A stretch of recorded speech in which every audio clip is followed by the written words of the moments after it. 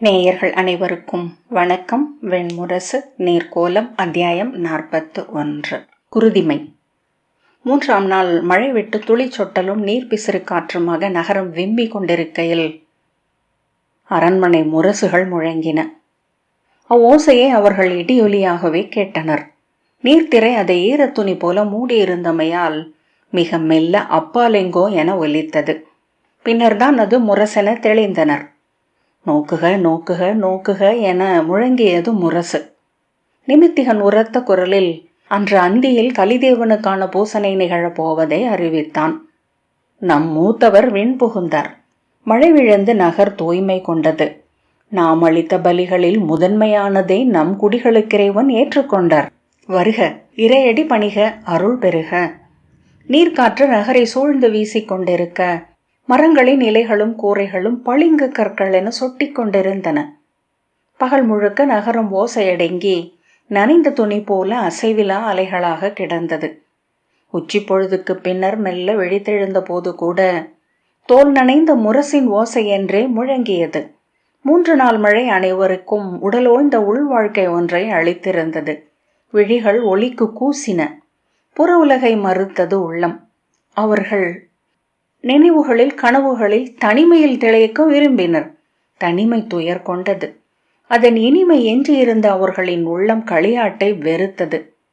அவர்கள் அகத்தில் இனிய சிறு மின்னல்கள் எழுந்து கொண்டிருக்க அவ்வப்போது மெய்ப்பு கொண்டனர்.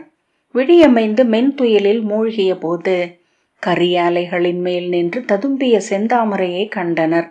வெண்ணிற முகில் கரைந்தும் திரண்டும் யானை வடிவு கொண்டு வானில் மிதந்தது. அதை ஊடுருவிய ஒளி பாலென பளிங்கென கண்களை நிறைத்தது.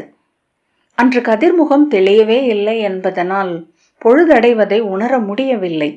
அரண்மனையில் அந்தி முரசு முழங்கியதும் பிற முரசுகளும் ஒலிக்கத் தொடங்கின. புற்றுவாய் திறந்து ஈசல்கள் எழுவது போல மக்கள் தங்கள் இல்ல வாயில்களில் இருந்தும் தெருமுனை திறப்புகளில் இருந்தும் சாலைகளை அடைந்தனர். துளி சேர்ந்து பெருக்காகி கரை தொட்டு நிரப்பியபடி நகர்மயத்தில் அமைந்த கலிதேவனின் ஆலயத்தை நோக்கி சென்றார்கள். அவர்கள் அணிந்திருந்த வண்ண ஆடைகளும் தலைப்பாகைகளும் கலந்த கொப்பளிப்பின் மேல் தெருமுனை மீன்னை பந்தங்களின் தழலொலி அலையடித்தது. சூழ்ந்திருந்த கூட்டம் அவர்களை தனிமையின் இனிய துயரில் இருந்து விடுவித்தது. பேச்சொலிகளும் முழவொலிகளும் கலந்த முழக்கம் அவர்களின் உள்ளே ஓடிக்கொண்டிருந்த மெல்லிய தன்மொழியை அணையச் செய்து அகத்தை கூச்சலாக ஆக்கியது. ஓசை மிகுதல் என்பது வெறி, களிப்பு, கொண்டாட்டம். தளர்வுடன் இருந்த அவர்களின் தோள்கள் நிமிர்ந்தன. தாழ்ந்து நிலம் நோக்கிய தலைகள் விரைத்தெழுந்தன. அடிநோக்கி அமைந்த சீர்நடை துள்ளல் என்றாகியது. அப்பெருங்கூட்டத்தை அவர்கள் அறியாது நடனமிடச் செய்தது முரசின் தாளம். மேலிருந்து நோக்கிய காவலர்கள் அத்திரளில் நடனம் சிறிய அலைகளாக எழுந்து கொண்டிருப்பதை கண்டார்கள். நகரின் தென்மேற்கு மூலையில் இருந்த கலியின் சிற்றாலயத்தில் இருந்து பிடிமண் எடுத்து வந்து நகர் நடுவே அமைக்கப்பட்ட 7 அடுக்கு ஆலயம் அது. சுற்றிலும் மிக விரிவான செண்டுவெளி இருந்தது. அதிலிருந்து 18 பெரிய படிகள் ஏறி சென்று கலியின் ஆலய சுற்றுக்கட்டை அடைந்தன. 108 தூண்களால் தாங்கப்பட்ட கோபுரத்திற்கு கீழே கருவறைக்குள் கலி கருநாகங்களும் காகங்களும் பொறிக்கப்பட்ட பீடத்தின் மேல் அமர்ந்திருந்தான். கோபுரத்தின் மேல் காகக்கொடி காற்றில் பறந்தது. அத்தனை தூண்களிலும் காக முகம் கொண்ட விளக்கு மகளிர் சிலைகளின் கைகளில் நெய்யகல்கள் பீதர் நாட்டு கண்ணாடியாலும் தீட்டப்பட்ட சிப்பியாலுமான காற்று மறைப்புக்குள் சுடர் கொண்டிருந்தன. 4 எல்லையும் திறந்து கிடந்த செண்டு வெளிக்குள் 18 சாலைகளிலிருந்து மக்கள் வந்து பெருகி நிறைந்தார்கள். அதன் 4 திசைகளிலும் அமைந்திருந்த முரசு மேடைகளில் பெரும் முரசுகள் துள்ளு நடையில் துடித்தொலிக்க கொம்புகளும் முழவுகளும் இணைந்து கொண்டன. உடுக்கோசையில் எழுந்து வரும் காட்டு தெய்வங்கள் போல விழிகளில் மதமும் வெறியும் தெரிய மக்கள் தோன்றினர். கைகளை விரித்து தொண்டை நரம்புகள் புடைக்க கூச்சலிட்டனர். அவள் குழல் கற்றைகளை சுழற்றியபடி வெறி கொண்டு ஆடினர் முது பெண்டிர். சிலம்புகளும் கழல்களும் ஒலிக்க கால்கள் மண்ணை மிதித்து மிதித்து நடனமிட்டன. நிஷத குடிகளின் தலைவர்கள் அனைவரும் தங்கள் தொல்முறைப்படி இடைவளைத்து தோல் சுற்றி சென்ற ஒற்றைமான் தோலாடையும் தழல் வரி புலி தோலாடையும் இருள் அலையும் கரடி தோலாடையும் அணிந்து கழுகிரகும் காக்க இறகும் காட்டுச்சேவல் இறகும் கொண்ட மரக்கொந்தைகளை தலையில் சூடி கைகளில் குடிக்கோள்களுடன் வந்து கலிதேவனின் ஆலயத்தின் முகமண்டபத்தில் நிறை கொண்டு நின்றிருந்தார்கள். உள்ளே பூசகர்கள் கலி வழிபாட்டுக்கென நீல மலர்களையும் காட்டுச்சுனையில் ஊறிய 108 குடம் நீரையும் கொண்டு வைத்தனர். அடுமனை பூசகர் நுரைக்கும் கள்ளையும் இலையப்பங்களையும் பனையோலை சுருளப்பங்களையும் சுட்ட அப்பங்களையும் கொண்டு வைத்தனர். காளக குடிகளின் 7 மூத்தவர்களால் வழிநடத்தப்பட்டு புஷ்கரன் முழுதனி கோலத்தில் ஆலய முகப்பிற்கு தேரில் வந்து இறங்கிய போது பெரும் முரசுகளும் கொம்புகளும் முழங்கின. செண்டுவெளியை நிறைத்திருந்த குடிகள் வாழ்த்தொலி எழுப்பினர்.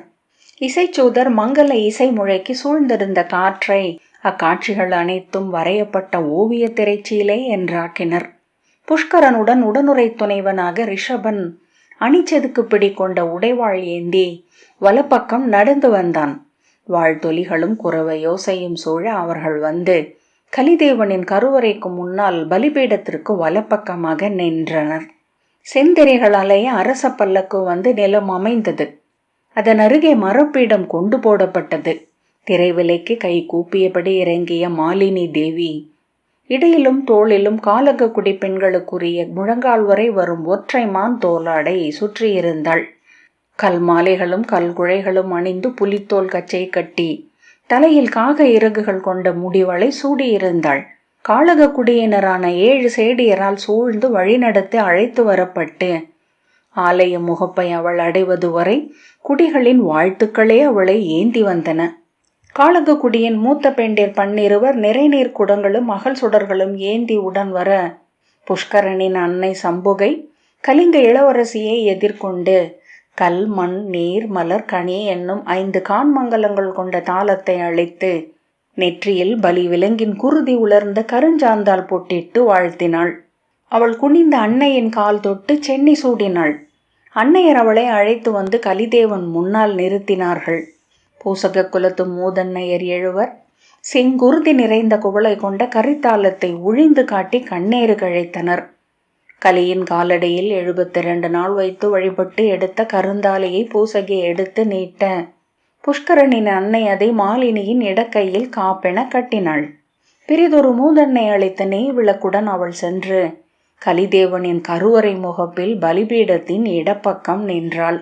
சுனிதர் கை காட்ட கலிதேவனின் தலைப்பூசகர் வழிபடும் முறைமைகளை தொடங்கினார்.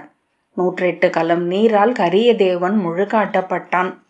அதன் பின் பலி எருமையின் செங்குருதி முழுக்கு, பின்னர் பால் முழுக்கு, தேன் முழுக்கு, நீரு முழுக்கு, ஐமுழுக்குகளுக்கு பின் மீண்டும் 18 கலம் நீரால் முழுக்காட்டு. கரிய ஆடையும் காகச் சிறகு மணிமுடியும் நீலமணி கழல்களும் கச்சையும் ஆரங்களும் வளையல்களும் பூட்டப்பட்ட பின் நீல மலர்காப்பு அணிவிக்கப்பட்டது. பெண்டிரின் குரவை எழுந்து சூழ்ந்தது. கலிதேவனுக்குரிய குறுமுழவான உருமி தோற்பரப்பில் பிரம்புக்கோள் வருட சினந்த புலி என ஓசையிட்டு கொண்டிருந்தது. அவர்கள் அனைவருக்குள்ளும் வாழ்ந்த தொல்குடி நினைவு ஒன்று பதறி கிளை நுனியில் தவித்து நின்றிருந்தது. சிவந்த வெறி விழிகளும் தோள்களில் படர்ந்த சடை விழுதுகளும் 7 திரிகளாக நெஞ்சில் விழுந்த சடை தாடியும் கலிதெய்வத்தின் காகச் சிறகு சூட்டு தழும்பாக வரையப்பட்ட விரிந்த மார்பும் கொண்டிருந்த முதன்மை பூசகர் கையில் பொசுங்கி வெடித்து நீலச் சுடரசைய எரியும் நெய்ப்பந்தத்துடன் வீறிட்டலறி விதிர்த்த உடலுடன் கருவறையிலிருந்து வெளியே பாய்ந்து வந்தார். தன் கையில் இருந்த சாம்பலை மாலினி தேவியின் முகத்தின் மேல் ஊதிய பின் அறியா விலங்கொன்றின் அமரல் போல் ஒலித்த குரலில், பெண்ணே, இது கலிதேவனின் வினா. நீ நிஷதகுடிகளில் முதன்மையானதான காளக குடியின் வருமகள் என கற்குழையும் கருகமணியும் அணிந்து அமர ஒப்புகிறாயா என்றார். அவள் திகைக்க அருகே நின்ற முதுமகள் ஆம் என்று சொல்க என்றாள். அவள் உதடுகள் மெல்ல அசைந்தன. இடத்தோள் விதிர்த்தது. சொல் சொல் என்றாள். அவள் மூக்குத்துளைகள் விரிந்து சுருங்கின. முலைகள் எழுந்து அமைந்தன. சொல், ஒப்புகிறாயா என்றார் பூசகர். சொல் என்றாள் மூதன்னை. அவள் தொண்டையை செருமினாள். 3ஆம் முறை இது. சொல்க என்றார் பூசகர். அவள் ஆம், ஒப்புகிறேன் என்றாள். ஒப்புகிறாயா என அவர் மீண்டும் 2 முறை கேட்க, ஆம் ஒப்புகிறேன் என அவள் தாழ்ந்த குரலில் விழி தாழ்த்தி மறுமொழி உரைத்தாள். அவள் இடத்தொடை ஆடியபடியே இருந்தது. அதே வெறியுடன் புஷ்கரனை நோக்கி திரும்பி அலறலுடன் அவன் முகத்தில் நீரை ஊதிய பூசகர், கேள் மகனே, கலியின் சொல் இது, கேள். இதோ நின்றிருக்கும் இச்சிறுமகளை மனம் கொண்டு மைந்தரை ஈன்றி குடிசிறக்க ஒப்புகிறாயா என்றார். அவன் சுனீதரை நோக்கிவிட்டு, ஆம், ஒப்புகிறேன் என்றான். அவர் மீண்டும் கேட்க அவன் மும்முறை அதை சொன்னான். பூசகர் இரு கைகளையும் விரித்து முழவு குரலில், சொல், இவளுடன் அரியணை அமர்ந்து நிஷத குடிகளை முழுதாள ஒப்புகிறாயா? என் தேவன் என எழுந்தருளிய கலி தெய்வத்தை முழு முதலோன் என்று இக்குடிகளுக்கு மேல் நிறுத்த ஒப்புகிறாயா என்று கேட்டார். புஷ்கரன் கூப்பிய கைகள் நடுங்க, உதடுகள் இறுகி அசைய தள்ளாடுபவன் போல நின்றான். சொல், ஒப்புகிறாயா என்றார் பூசகர். ஆம், ஒப்புகிறேன் என்று புஷ்கரன் முணுமுணுத்தான். அருளினோம் அருளினோம் அருளினோம் என்று கூவியபடி பூசகர் கருவறைக்குள் ஓடினார். அவர் உடல் விதிர்த்து துள்ளியது. கருவறையில் கருங்கல்லில் செதுக்கப்பட்டு நெடுங்காலம் எண்ணெய் பூசப்பட்டமையால் முடியில் கருமையொளி கொண்டிருந்த கலிதேவனின் சிலையின் இரு பக்கமும் நின்றிருந்த காவல் தேவர்களின் வளை கோட்டுவாய் திறந்த முகங்களில் வெள்ளி விழிகள் பதிக்கப்பட்டிருந்தன. தழல் நெளிந்த பந்தங்களின் வெளிச்சத்தில் அவை சினந்த நோக்கு கொண்டு அசைந்து கொண்டிருந்தன. கலியின் கண்கள் நீலப்பட்டால் மூடி கட்டப்பட்டிருக்க திறந்த செந்நிற வாயில் வெண்பற்கள் தெரிந்தன. தொங்கி கிடந்த நீள் நாக்கில் தொட்டு வைக்கப்பட்ட குருதி வழிந்து துளித்து நின்றது. சிலையின் காலடியில் இரு உயிருள்ள முதிய காகங்கள் சிறகு கோட்டி தோளுக்குள் தலை புதைத்து அமர்ந்திருந்தன. அவற்றின் விழிகள் சோர்ந்து தழைந்து மீண்டும் விழித்தன. அவை எப்போதும் அங்கே இருந்து கொண்டிருப்பவை. இறகுகள் பாதி உதிர்ந்த காகம் பல ஆண்டுகளாக அங்கிருக்கிறது என குடியினர் அறிந்திருந்தனர். பூசகர், எந்தையே, இறையே, சொல்க, உலகாளும் கருமையே சொல்க, வருநெறி சொல்க, எழுமுலகு என்னவென்று நற்சொல் தருக என்று கூவினார். காகங்களில் ஒன்று நீர் விழுந்தது போல சிலிர்த்து விழிப்பு கொண்டு தலையை தூக்கி விழிகளை உருட்டி சுடர்களை நோக்கிய பின் காவ் என்றது. அடிவயிற்றில் வேல் குத்துப்பட்டது போல துடித்த பூசகர் ஆ என அலறி இரு கைகளையும் விரித்தார். பிடரி சிலிர்த்து சடை விரிந்து பறக்க சுழன்று ஆடினார். ஆட்ட விசையில் கலியின் காலடியில் இருந்த பள்ளிவாளை எடுத்து சுழற்றி மும்முறை துள்ளி நடனமிட்டு சுழன்று தன் நெற்றியில் ஓங்கி ஓங்கி வெட்டினார் பூசகர். உடற்தசைகள் இழுபட்டு அதிர விலங்கு போல ஊளையிட்டபடி சுழன்றார். பசுங்குருதியின் மனம் எழுந்தது. அவர் முகமும் நெஞ்சும் தோள்களும் குருதியால் செந்நிறம் கொண்டன. அருளினேன், குருதி அருளினேன், செங்குருதி, கொழுங்குருதி, வஞ்சக்கணல் எரியும் குருதி என்று கூவியபடி வெளியே வந்து கையை அவர்கள் மேல் உதறினார். குருதி துளிகள் அவர்கள் இருவர் தலையிலும் முகத்திலும் தெரித்து துளி வழிவாகி இறங்கின. புருவங்களில் குருதி தொங்கி நோக்கு மறைக்க புஷ்கரன் கருவறையில் அமர்ந்திருந்த கரிய உருவத்தின் கண்களையும் திறந்த சிவந்த வாயையும் நோக்கினான். நிகழ்க, கலிதேவனின் ஆணை இது, நிகழ்க என்று பூசகர் கூவினார். காளககுடி மூத்தார் திரும்பி தாலி தாலி எங்கே என்றனர். அன்று உச்சி பொழுதில் அவர்களின் குடியவை கூடி அமர்ந்து பனையோலையில் புஷ்கரனின் குடி நிறையும் பெயரும் குறியும் பொறித்து இருகச் சுருட்டி எண்ணெய் கரு பூசி கருஞ்சரடில் கட்டி கொண்டு வந்திருந்த தாலி ஒரு கரிய கொப்பரையில் கட்டப்பட்டிருந்தது. அதை தாளத்தில் செம்மலர்களும் வெந்நீரும் இட்டு வைத்திருந்தனர். தலைகளுக்கு மேலாக அது பறப்பது போல வந்தது. அதை சுனீதர் வாங்கி தாளத்துடன் துணை பூசகர் கையில் அளித்தார். கலையின் காலடியில் அதை வைத்து ஒரு துளி குருதியும் ஒரு மலர் இதழும் வைத்து வணங்கி திருப்பி அளித்தார் பூசகர். அதை வாங்கி சுனீதர் புஷ்கரனிடம் நீட்டி, அவள் கழுத்தில் இதை கட்டு, அவள் நம் குலக்கொடி என்று அமைக என்றார். அவன் அதை எடுத்து முன்னகர மூதன்னையர் மாலினி தேவியை முன்னால் செலுத்தினர். அவள் கழுத்தும் தோள்களும் மெய்ப்பு கொண்டு மயிர் நிறைகளாக தெரிந்தன. அவளை மூதன்னையர் விழாமல் தாங்கி பிடித்திருந்தார்கள். புஷ்கரன் கருந்தாலியுடன் அவளை நோக்கியபடி நின்றான். பெண்டரின் குரவை யோசையும் உருமியின் அமரலும் இணைந்து சூழ்ந்தன. கட்டுக என்றார் சுனீதர். அவன் கை நீட்டு அவள் விழி தூக்கி அவனை நோக்கினாள். திடுக்கிட்டு அவன் கைகளை பின் இழுத்து கொண்டான். கட்டுக இளவரசே என்றார் சுனீதர். அவன் நெஞ்சு துடித்தது. ஒரு கணம் அவன் தன் வலப்பக்கம் ரிஷபனின் உடல் வெம்மையை உணர்ந்தான். கட்டுங்கள் என்றான் ரிஷபன். புஷ்கரன் அந்த தாலியை அவள் கழுத்தில் இட்டு முதல் முடிச்சை கட்டினான். இரண்டாவது முடிச்சை அவள் அன்னை கட்டினாள். மூன்றாம் முடிச்சை குல மூதாட்டி ஒருத்தி கட்டினாள். நான்காம் முடிச்சை ஆலயத்தின் பூசகி கட்ட, ஐந்தாம் முடிச்சை அவர்களின் அணுக்க குலத்தைச் சேர்ந்த மூதன்னை ஒருத்தி கட்டினாள். ஆறாவது முடிச்சை மலை தெய்வங்களின் பொருட்டு சிறுமி ஒருத்தி கட்ட, ஏழாவது முடிச்சை மாலினியே கட்டிக்கொண்டாள். சுனீதர், இளவரசே, உங்கள் உடைவாளை உருவி கலிதேவனின் காலடியில் தாழ்த்துவிட்டு வான் நோக்கி மும்முறை ஆட்டுங்கள் என்றார். ஒரு முதியவர், அந்த மரபு இல்லையே என்றார். அம்மரபு உருவாகட்டும் என்றார் சுனீதர். ஆனால் என அவர் முனக, இனி நமக்கு புஷ்கரரே அரசர், புஷ்கரர் மட்டுமே அரசர் என்றார் சுனீதர். ஆம் என்று ஒரு குல மூத்தார் கூவினார். நம் அரசர் இவர் மட்டுமே. நாம் வெல்வோம். நம் குடிகள் நம் நிலத்தை முழுதாலும். குடிமூத்தார் அனைவரும் கோல்களை தூக்கி ஆம் ஆம் ஆம் என்று கூவினர். புஷ்கரன் திகைத்தவன் போல நின்றான். வாளை உருவுக இளவரசே என்றார் சுனீதர். புஷ்கரன் தன் இடைவாளை உருவி கலியின் காலடி நோக்கி நீட்டினான். அது பாம்பு நாக்கென நடுங்கியது. அதன் மேல் தன் கையில் வழிந்த குருதி துளிகளை சொட்டி மலர் ஒன்றை இட்டு, பழி கொள்க, வெற்றி சூடுக என்று பூசகர் வாழ்த்தினார். அவன் வாளைச் சுழற்றி தூக்கி தலைமேல் எழுப்பினான். அமைதி அமைதி என்றார் சுனீதர்.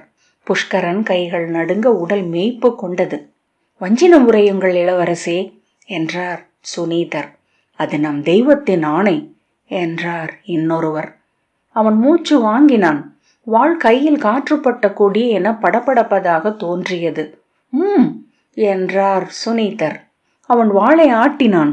வெளியே முரசுகள் முழங்க பல்லாயிரம் குரல்கள் வெடித்தெழுந்து, காளகக்குடி வெல்க, கலிமைந்தர் வெல்க, புஷ்கரர் வெல்க என ஓசையிட்டன. அவன் கண்கள் கசியும்படி மெய் விதிர்ப்பு கொண்டான்.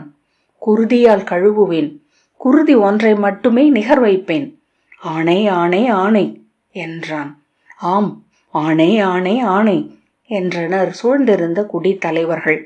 வாளை தாழ்த்திய பின் உடலில் நுரைத்த ஆற்றல் அனைத்தும் ஒழுகி மறைய தலை சுற்றுவது போல உணர்ந்தான். பெருமூச்சு விட்டபடி தோள் தளர்ந்தான். மங்களம் கொள்க என்றார் பூசகர். கலிக்கு படைத்த அப்பம், மலர், சிறு பனை கொட்டையில் கள் மூன்றையும் ஒரு தாளத்தில் வைத்து அவனுக்கு அளித்தார். இருவரும் ஓருடல் கைகளென கொள்க அதை என்றார் சுனீதர்.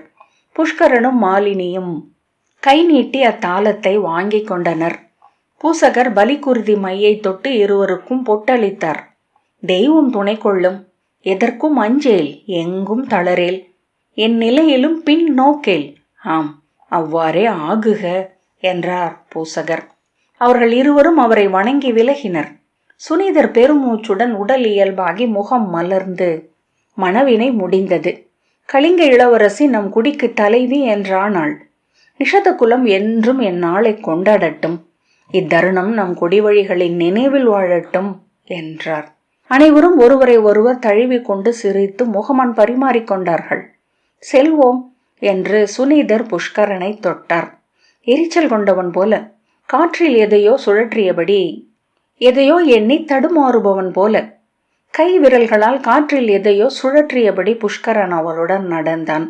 ரிஷபன் வாளேந்தி உடன் வந்தான். சுனீதர், நாம் அரண்மனைக்கு செல்கிறோம். ஊர் உண்டாட்டு ஒருங்கமைந்துள்ளது. அடுமணி புகையின் மனம் எழுகிறது என்றார்.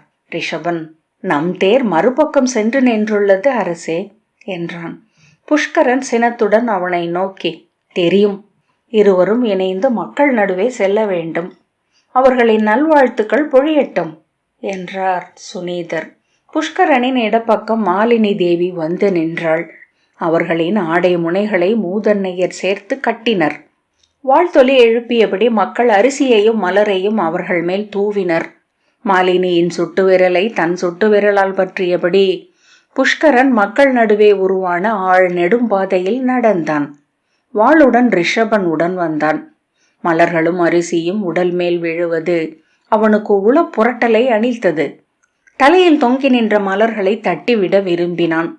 சூழத் தெரிந்த பல்விரிந்த முகங்கள் கொடு கனவிலென இழித்தன. கண்கள் ஒவ்வொன்றிலும் வெறிப்பு. கொன்று உண்ணும் கான் விலங்கின் அறியாமை கலந்த உவகை. தேர் வந்து நின்றது.